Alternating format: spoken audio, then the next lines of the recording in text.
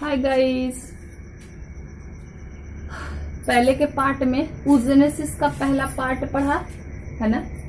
अभी हम लोग oogenesis का सेकंड पार्ट में है ना पढ़ेंगे कि oogenesis का प्रोसेस जो है जो 3 पार्ट में बटा था है ना।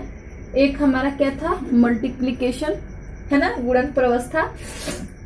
दूसरा हमारा क्या था, तो ग्रोथ था है ना, वृद्धि प्रवस्था। और तीसरा हमारा क्या था, मेचुरेशन है ना, ठीक है, परिपक्व प्रवस्था है ना। इतनी प्रवस्थाओं में हमने आपको बताया था कि oogenesis का प्रोसेस जो होता है वो कंप्लीट होता है ना। तो अब हम यहाँ पर है ना देखेंगे मेरे बच्चे कि ये प्रोसेस जो है होता कैसे है ना।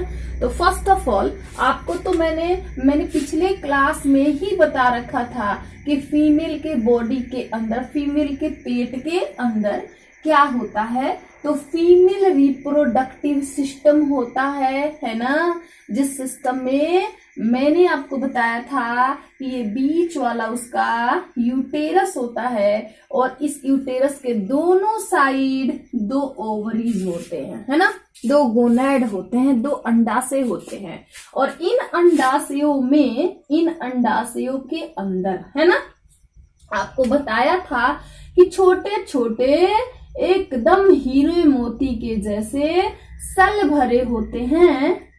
उन सेल्स को हम अंडजनन सेल, अंडजनन कोशिकाएं या प्रीमोर्डियल है ना, प्रीमोर्डियल सेल के नाम से बुलाते हैं है ना। ठीक है, यहां तक तो क्लियर है। ये सेल कहाँ होंगे तो आप बता दोगे, दोनों ही अंडाशय के अंदर है ना। ये अंडजनन सेल या प्रीमोर्डियल सेल होते हैं है ना। और ये प्रीमोर्डियल सेल जो होते हैं इनके अंदर रह करके क्या बनाते हैं, तो ओवा बनाते हैं। और कितने प्रोसेस से बनाते हैं, तो 3 प्रोसेस से बनाते हैं। जिसमें सबसे पहला प्रोसेस आपको कौन सा बताया था, तो सबसे पहला प्रोसेस आपको मल्टीप्लिकेशन बताया था, गुणन प्रवस्था बताया था है ना। तो सबसे पहले अब हम देखेंगे कि गुणन प्रवस्था में क्या होता है ना। ठीक है, बताया था मैंने लेकिन आपको पिछले क्लास में कि होता क्या है गुणन प्रवस्था में। तो गुणन प्रवस्था में ये जो अंडजनन कोशिकाएं होती हैं है ना, जो ये प्रीमोर्डियल सेल होती हैं है ना।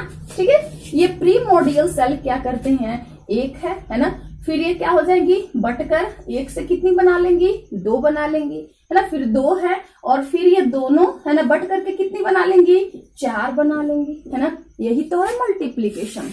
क्लियर। तो मल्टीप्लिकेशन में क्या होगा, तो आप क्या बताओगे कि इन ओवरीज के अंदर है ना, इन ओवरीज के अंदर अंडजनन या प्रीमोर्डियल सेल्स होंगे है ना, जो क्या करेंगे, जो डिवीजन करेंगे है ना। और डिवीजन करके क्या करेंगे कि 1 से 2, 2 से 4, 4 से 6, ऐसे ये अपनी संख्या को क्या करेंगी, बढ़ाएंगी। ठीक है, तो ये हमारा मल्टीप्लिकेशन। आपको मैंने ये भी बताया कि मल्टीप्लिकेशन का प्रोसेस कब होगा है ना, ये पूछा जाता है। तो आप याद रखेंगे क्या, गर्भ जीवन में है ना। ठीक है, गर्भ जीवन बोले तो एम्ब्रियोनिक स्टेज में है ना। जब भी कोई लड़की है ना कहाँ होगी, तो मदर के, अपने माँ के गर्भ के अंदर होगी है ना, तब ये वाला प्रोसेस होगा, मल्टीप्लिकेशन वाला प्रोसेस होगा बेटा जी है ना। मल्टीप्लिकेशन वाला प्रोसेस कब होगा, तो जब भी कोई लड़की अपने माँ के गर्भ के अंदर रही होगी तभी उसके अंडाशय के अंदर यह शुरू हो जाता है ना। मतलब जब वो माँ के गर्भ में 1 मंथ की होती है तब से ये शुरू होता है ना। और शुरू होकर के क्या करता है, तो ये कई सेल्स का निर्माण करता है। यानी एक अंडजनन सेल जो होता है, एक प्रीमोर्डियल सेल जो होता है, वो कई प्रीमोर्डियल सेल्स में बदल जाता है, टूट जाता है ना। और ये प्रीमोर्डियल सेल्स जब कई सेल्स में टूट जाता है तब उन्हें प्रीमोर्डियल सेल्स नहीं बोलते हैं, तब उसको बोलते हैं मेरे बच्चे डिम्बाणु है ना। तब उसको हम बोलते हैं डिम्बाणु है ना। तब उसको हम डिम्बाणु के नाम से क्या करते हैं, बुलाना शुरू कर देते हैं। क्लियर है ना। अब यहाँ ध्यान देने वाली क्या बात होगी, तो जितने भी अंडजनन कोशिकाएं होंगे वो 2n होंगे है ना। यहाँ भी देखिए 2n है, बट के 2 हुआ, ये इसमें भी 2n है। फिर ये 2 बट के 4 हुए, ये भी 2n है ना। ये सब हुआ कब, तो जब गर्भ जीवन था तब, यानी लड़की का जीवन जब गर्भ में था तब, है ना, तब ऐसा हुआ, है ना। और ऐसा हुआ तो इसमें सेल क्या था, टूएन था, टूटा तो भी टूएन, फिर टूटा तो भी टूएन। तो आप याद करो यहाँ कौन सी डिवीजन हुई होगी, है ना। तो आपको बताया था ना, यहाँ पर डिवीजन जो हुई होगी वो होगी माइटोसिस डिवीजन, समसूत्री विभाजन, है ना।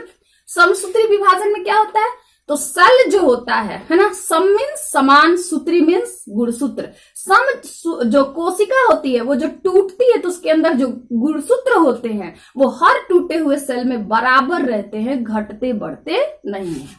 तो यहाँ पर कौन सा विभाजन हुआ, समसूत्री हुआ। और समसूत्री विभाजन में एक अंडजनन कोशिका ने कितने बना दिए, 4 ऊसाइट, 4 डिम्बाणु बना दिए। इस तरह से वहां जितने भी अंडजनन कोशिका होंगे वो अपनी संख्या को बढ़ाकर अनेकों डिम्बाणु का निर्माण कर देते होंगे, है ना। ठीक है, अब ये डिम्बाणु बन गया, है ना। अब ये डिम्बाणु बनने के बाद नेक्स्ट, ये तो फर्स्ट प्रोसेस खत्म हो गया। कब खत्म हो गया, जो गर्भ में थी तब हो गया, है ना। ठीक है, ठीक है। तो जैसे अब उसका क्या दूसरा वाला अवस्था आ जाएगा। अब कौन सा अवस्था आ जाएगा, वो जन्म लेगी, है ना। तो जब ये जन्म लेने वाली होगी लड़की, है ना, तब उस लड़की के अंदर जो डिम्बाणु बने होंगे, है ना, वो डिम्बाणु एक बार तो डिवीजन करके ढेर सारे बने और दूसरी बार क्या होंगे, बनने के बाद फिर वो टूटना शुरू करेंगे। यानी उसके जन्म लेने तक कई बने होंगे नए और कई टूट भी गए होंगे, है ना। मतलब मल्टीप्लीकेशन में नए डिम्बाणु बनेंगे और मल्टीप्लीकेशन के अंत में डिम्बाणु क्या होंगे, टूटकर नष्ट भी होंगे। और जब वो बर्थ लेगी, जब वो जन्म लेगी, है ना, तो नए डिम्बाणु बने होंगे, नए और कई डिम्बाणु बने होंगे और कई डिम्बाणु टूट गए होंगे। तो कुछ डिम्बाणु उसके अंदर क्या होंगे, बचे होंगे, है ना। ठीक है, तो उन डिम्बाणु के साथ वो क्या होगी, दुनिया में आएगी। और दुनिया में जब वो आएगी तो उसमें दूसरा वाला जो अवस्था है वो शुरू हो जाएगा। और दूसरी वाले अवस्था को हम कौन सी अवस्था बोल रहे थे मेरे बच्चे, ग्रोथ बोल रहे थे, है ना। हिंदी में हम इसको क्या बोल रहे थे, वृद्धि। क्लियर, इसको कौन सी अवस्था बोलेंगे हम, ग्रोथ बोलेंगे, वृद्धि अवस्था बोलेंगे, है ना। अब वृद्धि अवस्था में क्या होगा, है ना, वृद्धि अवस्था में क्या होगा, है ना। तो वृद्धि अवस्था में क्या होगा कि जो डिम्बाणु बना वह क्या करेगा कि अपने चारों तरफ से, है ना, ये आपका डिम्बाणु रहा, है ना, ये डिम्बाणु क्या करेगा, तो अपने चारों तरफ से, है ना, क्या हो गया है, एक लेयर से घिर गया है ना। यहाँ पर जो डिम्बाणु बने थे 2n डिम्बाणु, मतलब हमारा ये भी 2n है ना।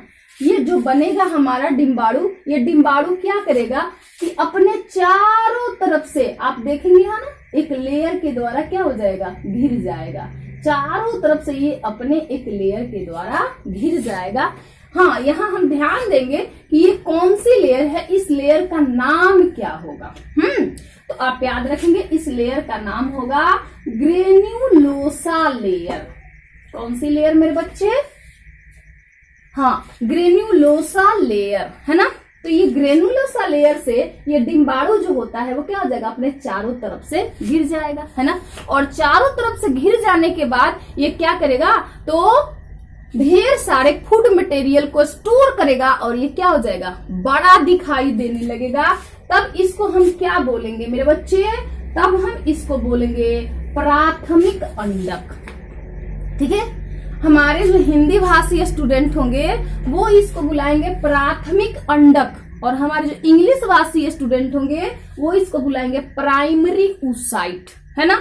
प्राइमरी oocyte मतलब सिंपल सी बात है, गर्भ जीवन में थी तो मल्टीप्लीकेशन हुआ जिसमें एक अंडजनन कोशिका से अनेक डिम्बाणु का निर्माण हुआ, है ना। और ग्रोथ में क्या हुआ, जैसे जन्म लेती है तो जन्म के बाद क्या होता है, तो जो डिम्बाणु है वो अपने चारों तरफ से, है ना, चारों तरफ से ग्रेन्युलोसा नाम के सेल का लेयर बना लेता है ना। और लेयर बना करके क्या होता है, फूड इकट्ठा करता है और बड़ा दिखाई देने लगता है। तब इसको हम क्या बोलते हैं, तब इसको हमारे हिंदी के जो स्टूडेंट्स होते हैं वो इसको प्राइमरी अंडक बोलते हैं, है ना। ठीक है, प्राथमिक अंडक बोलते हैं और इंग्लिश वाले हमारे प्राइमरी oocyte बोलते हैं। क्लियर, ठीक है। अब ये प्राइमरी oocyte जो होता है ना, कब से कब तक बनता है, तो वो दुनिया में है ना आती है ना, और आने के बाद क्या हो जाता है, यह प्रोसेस थोड़ा देर के लिए रुक जाता है और ये शुरू हो जाता है बनना जब वो बाल्य अवस्था में होती है तब, और तब से बनते बनते बनते बनते बनते जैसे वो प्यूबर्टी स्टेज में जाती है, यौनारंभ में जाती है ना, उस समय तक क्या बन जाता है, तो प्राथमिक अंडक बन जाता है ना, ठीक है, प्राथमिक अंडक बन जाता है ना। और इस प्राथमिक अंडक को मेरे बच्चे हम यहाँ पे अगर एक क्लियर फिगर बनाते हैं प्राथमिक अंडक का, तो आप देख सकते हैं है ना, क्या हो जा रहा था, तो आप सीधे बोलोगे कि डिंब कोशिका जो थी है ना, क्या हो जा रहा था कि जो डिंब कोशिका थी है ना, ऐसे 2 इन वाली डिंब कोशिका है ना, ये डिंब कोशिका क्या कर रही थी, तो अपने चारों तरफ से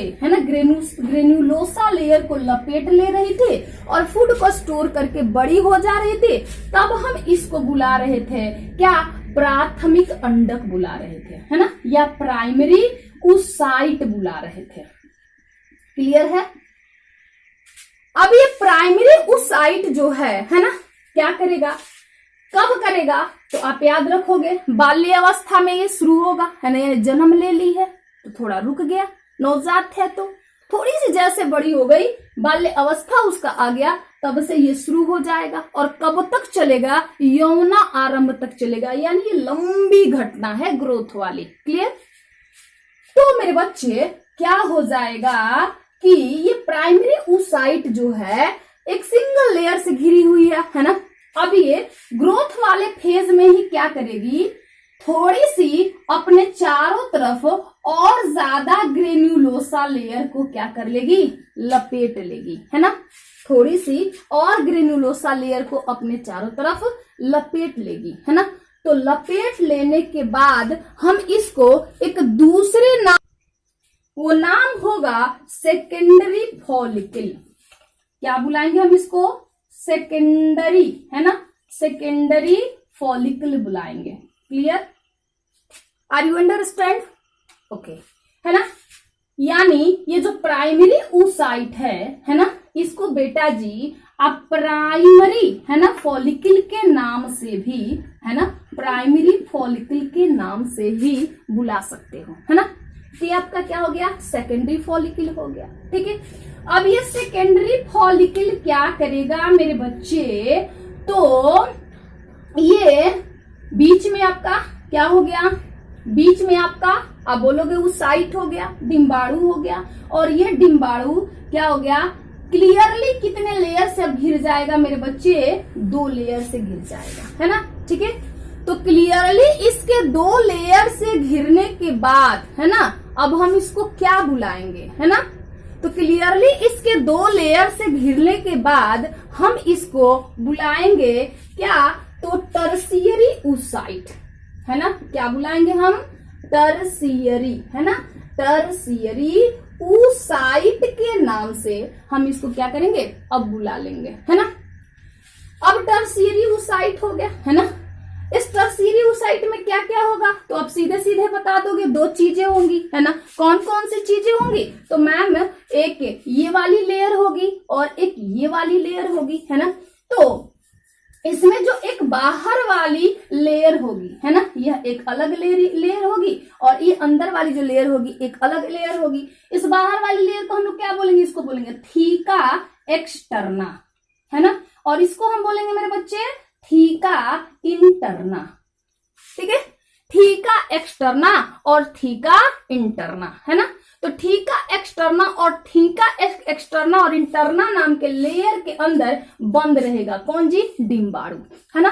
तो जब इन 2 लेयर के अंदर बंद रहेगा तब इसको क्या बोलेंगे, तब इसको बोलेंगे हम टर्शियरी oocyte है ना। क्या बोलेंगे हम इसको, टर्शियरी oocyte। Clear clear. अब ये टर्शियरी सब कब हो रहा है मेरे बच्चे, तो ग्रोथ अवस्था में हो रही है ना। और ग्रोथ अवस्था कब हो रही है आप सबको पता है, बाल्य अवस्था से शुरू हो रही है, और वो लड़की जब तक यौना आरंभ तक पहुंचती है तब तक यह प्रोसेस होता रहता है। ठीक है, ठीक है ना। अब हम आगे बढ़ेंगे। अब टर्शियरी oocyte में क्या हो जाएगा मेरे बच्चे, तो देखो यहाँ पर थोड़ा सा और ध्यान दो। तो यहाँ पर एक हो गया थीका एक्सटर्ना ठीक है, आप बोलोगे ये थीका इंटरना, और इन दोनों के बीच हो गया हमारा ये ऊसाइट, है ना। अब ये ऊसाइट क्या हो जाएगा, फिर से 2 और लेयर के द्वारा क्या हो जाएगा, घिर जाएगा, है ना। ठीक है, फिर से ये कितने लेयर के द्वारा घिर जाएगा, तो फिर से ये 2 और लेयर के द्वारा घिर जाएगा, है ना। ठीक है, तो अब देखिए, तो इन 2 लेयर के बीच क्या बच गई है, तो खाली जगह बच गई है ना। क्या बच गई, तो खाली जगह बच गई है ना। तो कि इसमें जो बाहर वाली ये लेयर आपको दिख रही है, और इसमें आपको एक ये अंदर वाली लेयर दिख रही है ना। तो जो बाहर वाली लेयर दिख रही है, इसको हम बोलेंगे जोना रेडी आटा, है ना। क्या बोलेंगे हम, जोना रेडी आटा। थोड़ा नीचे हो गया ना, हम लोग इसको थोड़ा सा अलग जगह पे बनाते हैं, है ना। आ जाइए, इसको हम लोग ऊपर ही कर लेते हैं, है ना। तो ये देखिए, टर्शियरी फॉलिकल क्या हो जाएगा, तो यहाँ देखिए, तो टर्शियरी फॉलिकल जो है कैसा था, बीच में आपका ऊसाइट था, और ऊसाइट 2 लेयर से ऑलरेडी क्या था, घिरा हुआ था, एक्सटर्ना और इंटरना से। तो यहाँ पे क्या हो गया, यहाँ पे फिर से और 2 नए लेयर का क्या कर लेता है, डेवलपमेंट कर लेता है, जिसमें से एक जो लेयर हो गया, इसको हम बोलेंगे जोना रेडी आटा। ठीक है, और ये जो इसके अंदर वाला एक और लेयर है, इसको बोलेंगे हम जोना पेलुसिडा, है ना। तो आप यहाँ क्या देख रहे हो कि ये एक बाहर वाली लेयर हो गई, जिसको हम बोलेंगे थीका एक्सटर्ना। ठीक है, इसके अंदर वाली जो लेयर हो गई, इसको बोलेंगे हम थीका इंटरना, बोलेंगे थीका इंटरना। और उसके बाद हम देखेंगे कि ये जो आपका ऊसाइट है, ये जो डिम्बाणु है, और 2 नए लेयर से घिर गया है, जिसमें एक है जोना रेडिएटा, एक जोना पेलुसिडा। अब देखिए, ये जोना रेडिएटा, जोना पेलुसिडा और ये थीका एक्सटर्ना और थीका इंटरना का बीच आपको क्या दिखाई दे रहा है, ये खाली एक खाली स्पेस आपको दिखाई दे रहा है। ठीक है, और इस खाली स्पेस को हम एट्रियम के नाम से बुलाते हैं, जिसमें फूड मटेरियल भरा रहता है ना, केमिकल के रूप में, है ना। फूड मटेरियल इसमें जो होता है भरा होता है ना, केमिकल के रूप में, है ना। ठीक है, हम इसको लिख भी सकते हैं ऐसे, ये खाली जगह जो है, इसको हम क्या बुला लेंगे, एंट्रम के नाम से, है ना, बुला लेंगे। क्लियर।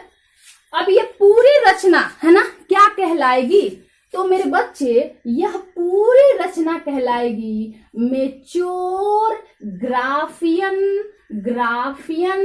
फॉलिकल, है ना। इसको हिंदी वाले मेरे बच्चे क्या बोलते हैं, इसको बोलते हैं ग्राफियन पूटक। क्या बोलते हैं हम, ग्राफियन पूटक, है ना। और ये ग्राफियन पूटक बन जाएगा कौन सी अवस्था में, तो आप क्या बोलोगे, जो ग्रोथ वाली अवस्था है, जो बाल्य अवस्था से यौना आरंभ तक बन रही है, हो रही है ना, उसी अवस्था में क्या बनेगा, तो सबसे पहले डिम्बाणु जो है सिंगल लेयर से कवरअप होगा, जिस लेयर का नाम है ग्रेन्युलोसा लेयर, है ना। और तब ये कहलाएगा क्या, तो प्राइमरी ऊसाइट। और फिर ये प्राइमरी ऊसाइट किस में बदल रहा है, सेकेंडरी में। फिर सेकेंडरी किस में बदल रहा है, टर्शियरी में। और फिर टर्शियरी किस में बदल रहा है, ग्राफियन फॉलिकल में। और ये पूरी की पूरी प्रोसेस मेरे बच्चे कौन सी प्रोसेस कहलाती है, ग्रोथ, है ना।